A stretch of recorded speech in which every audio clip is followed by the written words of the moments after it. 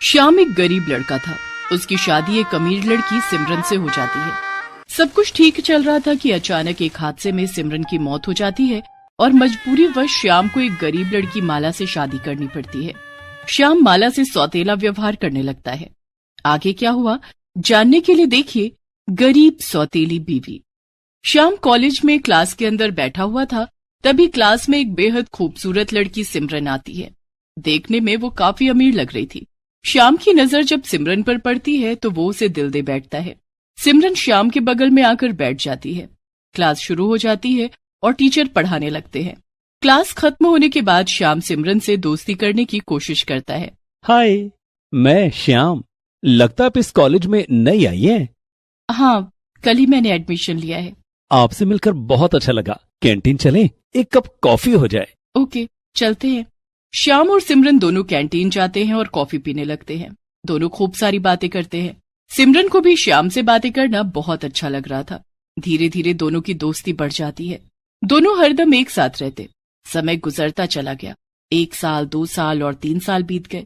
श्याम और सिमरन की पढ़ाई अब पूरी हो गई थी। कॉलेज का फेयरवेल था। उस दिन श्याम ने सोचा, आज के बाद मैं और सिमरन हमेशा के लिए बिछड़ जाएंगे, लेकिन मैं सिमरन से दूर नहीं रह सकता। क्यों ना आज सिमरन से दिल की बात कह दूं। सिमरन भी श्याम के लिए कुछ ऐसा ही सोच रही थी। श्याम ने देखा कि सिमरन उसी की तरफ आ रही थी। सिमरन, मैं तुमसे कुछ कहना चाहता हूँ। हाँ श्याम, मैं भी तुमसे कुछ कहना चाहती हूँ। पहले तुम कहो। मैं तुमसे बहुत प्यार करती हूँ और तुमसे शादी करना चाहती हूँ। मैं भी तुमसे बहुत प्यार करता हूँ, लेकिन मैं तुम्हारी तरह एक अमीर पिता की संतान नहीं हूँ। मैं बहुत गरीब हूँ। क्या ऐसे में तुम्हारे घर वाले हमारी शादी के लिए मान जाएंगे? अमीर और गरीब कुछ नहीं होता श्याम, बस 2 लोगों के बीच में प्यार होना चाहिए। और मेरे घर वाले इस रिश्ते के लिए क्यों नहीं मानेंगे? बल्कि वो तो मान चुके हैं। मैंने माँ और बाबा को तुम्हारे बारे में बता दिया है। वो हमारी शादी जल्दी करवा देंगे। इकलौती संतान होने के नाते पिताजी का सारा बिजनेस मेरा है, जिसे शादी के बाद तुम संभालोगे। ये सुनकर श्याम बहुत खुश हो जाता है। वो गांव में रह रहे अपने पिता बंसी को भूल जाता है और सिमरन से शादी कर लेता है। श्याम की माँ बचपन में ही उसे छोड़कर चल बसी थी। श्याम के पिता बंसी ने ही उसे पाला और पढ़ाया। शादी के बाद श्याम अपने ससुर का बिजनेस संभालने लगता है और अमीरों वाली जिंदगी जीने लगता है। इधर गांव में श्याम के पिता बंसी एक खेतीहर थे। बंसी काफी बीमार रहने लगे थे। अब उनसे खेतीबाड़ी का काम नहीं हो पाता था और खेती करना छोड़ चुके थे। बंसी का दोस्त रघु बंसी का ध्यान रखा करता। रघु की बेटी माला बंसी को खाना खिलाती और उनकी दवाइयों का ध्यान रखती। बंसी काका, ये देखो मैं तुम्हारे लिए क्या लाई हूँ। क्या लाई हो माला बेटिया? तू तो मेरे लिए कितना करती है बेटी। श्याम तो शहर जाकर मुझे भूल गया। तू और रघु नहीं होते तो मैं मर ही गया होता। ऐसा मत कहो काका, तुम जल्दी ठीक हो जाओगे। खीर पूरी खाओ, इसके बाद मैं तुम्हें दवाई खिला दूंगी। माला की देखरेख में बंसी की तबीयत में काफी सुधार आ जाता है और बंसी ठीक हो जाता है। लेकिन एक दिन दिल का दौरा पड़ने के कारण रघु की मौत हो जाती है। मरने से पहले बंसी रघु से वादा करता है कि वो माला की शादी श्याम से करवा देगा। बंसी, मेरी बेटी माला का ख्याल रखना। इसका तुम्हारे अलावा अब कोई नहीं है। तू चिंता मत कर रघु, मैं शहर जाकर श्याम को ढूंढूंगा। नालायक जहां भी छिपा होगा उसे ढूंढकर माला की शादी उससे करवाऊंगा। माला अब मेरी बहू बनेगी। कुछ देर बाद रघु की मौत हो जाती है। रघु के जाने के बाद बंसी माला को लेकर शहर आ जाता है और श्याम को ढूंढने लगता है। इधर श्याम अपनी अमीर पत्नी सिमरन के साथ एक अच्छी जिंदगी जी रहा था। दोनों अक्सर पार्टियों में जाते, आउटिंग करते। श्याम का शहर के बड़े बड़े लोगों के साथ उठना बैठना था। एक दिन, अरे सिमरन, जल्दी करो, हम पार्टी के लिए लेट हो रहे हैं। सब हमारा इंतजार कर रहे हैं। अभी आई। सिमरन भागी भागी सीढ़ियां उतरने लगती है। तभी उसका पैर फिसल जाता है और सिमरन सीढ़ियों से गिर जाती है। सिमरन के सिर पर गहरी चोट लग जाती है। उसके सिर से खून बहता देख श्याम जल्दी से उसे अस्पताल ले जाता है। चोट गहरी होने के कारण इनके दिमाग की नस फट गई है। हम आपकी पत्नी को बचा नहीं सके।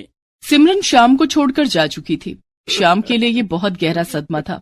सिमरन का अंतिम संस्कार करने के बाद श्याम काफी दिनों तक काम पर नहीं गया। लेकिन एक दिन उसके ऑफिस से फोन आया और श्याम ऑफिस जाने के लिए अपनी कार से बाहर आया। उसकी गाड़ी रेड लाइट पर खड़ी थी। तभी रेड लाइट पर खड़े बंसी और माला ने श्याम को देख लिया। बंसी दौड़कर श्याम के पास आया और उसकी कार की खिड़की खटखटाते हुए बोला, श्याम बेटा, खिड़की खोल। अपने पिता को सामने देखकर श्याम ने उन्हें और माला को कार में बिठा लिया और उन्हें अपने ऑफिस ले गया।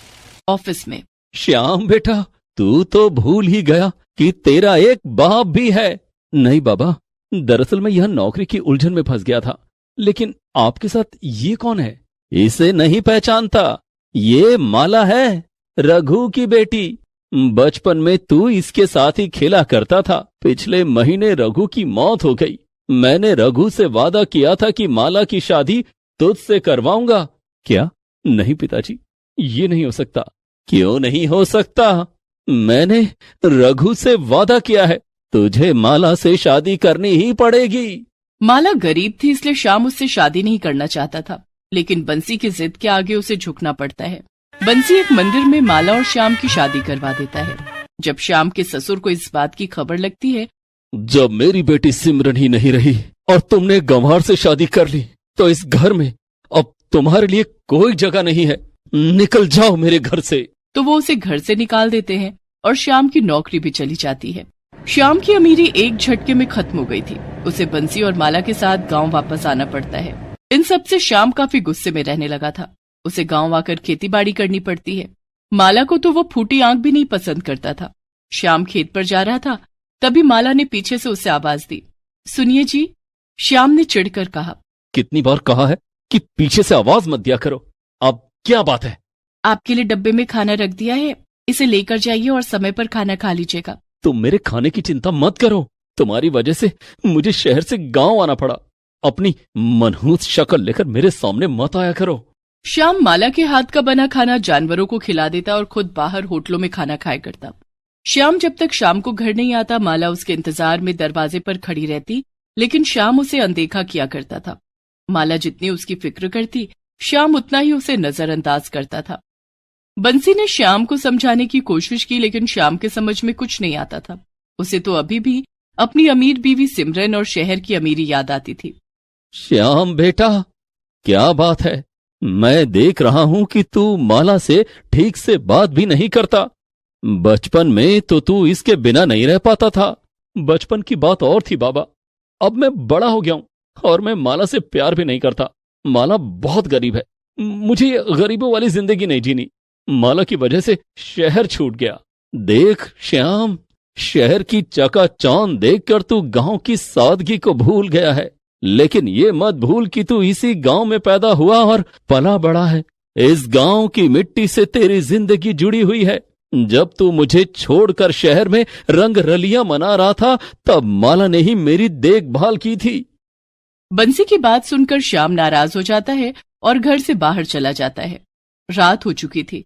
श्याम अंधेरे में झाड़ियों के पास बैठा था, तभी न जाने कहां से एक सांप वहां आ जाता है और उसने श्याम को डस लिया। श्याम जोर की चीख मारकर बेहोश हो जाता है। श्याम की आवाज सुनकर माला और बंसी भागकर वहां आते हैं। माला ने श्याम का चेहरा देखा। बाबूजी, इनका चेहरा पीला पड़ गया है। इन्हें सांप ने काट लिया है। क्या? श्याम, श्याम, आंखें खोल मेरे बच्चे। बाबूजी आप परेशान मत होइए, मुझे सांप का जहर निकालना आता है। माला ने श्याम के पैर से चूसकर सांप का जहर निकाल दिया और वहां पर जड़ी बूटी लगा दी। उस समय वहां गांव वालों की भीड़ लग गई थी। थोड़ी देर के बाद श्याम को होश आ जाता है, लेकिन माला बेहोश हो जाती है। तभी एक ग्रामीण वैद्य जी को बुलाकर लाता है। वैद्य जी माला का इलाज करते हैं और कुछ देर के बाद माला को भी होश आ जाता है। सारे ग्रामीण आपस में बात करने लगे। वाह, पत्नी हो तो ऐसी, अपनी जान खतरे में डालकर पति को मौत के मुंह से खींच लाई। सही कह रहे हो भाई। बंसी श्याम को बताता है कि किस तरह से माला ने उसकी जान बचाई है। ये सुनकर श्याम को अपने माला के साथ किए हुए व्यवहार पर बहुत दुख होता है। वो माला से माफी मांगता है और उसे दिल से अपना लेता है। अब श्याम माला के साथ खुशी खुशी गांव में रहने लगता है।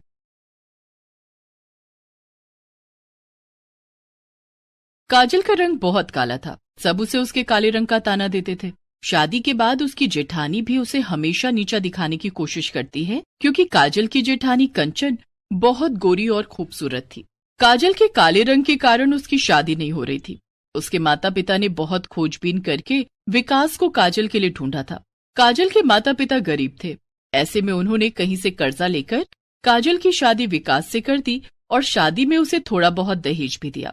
शादी के बाद जब काजल ससुराल आई तो उसकी सास फूलमती ने उसकी जेठानी से कहा, कंचन बहू, जाके काजल के लिए आरती की थाली ले आ। माँ जी, इस काली कलूटी की भी आरती उतारनी पड़ेगी क्या? कहीं दीपक की लौ ने मेरे गोरे रंग को काला कर दिया तो? मैं नहीं लाऊंगी आरती की थाली। रहने दे, तुझसे तो कुछ कहना ही बेकार है। फूलमती खुद ही आरती की थाली लेकर आती है और काजल की आरती उतारती है। आओ बहू, अपने नए घर में प्रवेश करो। काजल अपने ससुराल में अपना पहला कदम रखती है। पहला कदम जमीन पर रखते ही उसकी जेठानी चिल्लाने लगती है, रुक जाओ, अपने काले काले पैर जमीन पर मत रखो। कंचन बहू, ये तुझे क्या हो गया है?